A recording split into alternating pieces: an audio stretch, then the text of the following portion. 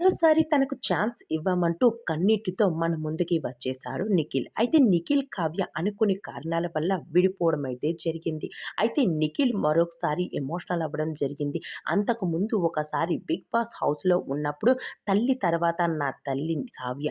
అలాంటి తల్లిని నేను వదులుకోలేను. కానీ నాకు కావ్యని చూస్తే మా అమ్మాయి గుర్తుకు వస్తుంది. అమ్మ తర్వాత నాకు అమ్మ లాంటిది. అలాంటి కావ్యను నేను వదులుకోలేను. కావ్య నాకు లైఫ్‌లో కావాలి. నేను కావ్యను చాలా మిస్ అవుతూ ఉన్నాను. ఇక్కటి వరకు నేను ఇలా వచ్చాను అంటే దానికి కారణం కావ్య. నేను కావ్యని ఎలా వదులుకుంటాను అంటూ చాలా సార్లు ఎమోషనల్ అవుతూ వచ్చారు. అయితే నిఖిల్ చెప్పిన ఈ మాటలకు కావ్య రిప్లై కూడా ఇవ్వడం జరిగింది. తనదొక ఫేక్ మాస్క్ అంటూ. అయితే ఇప్పుడు వీరిద్దరి మధ్య అనుకోని మనస్పర్ధలు, అలానే అనుకోని కారణాల వల్ల ఇద్దరి మధ్య అయితే రచ్చ అయితే మామూలుగా లేదు.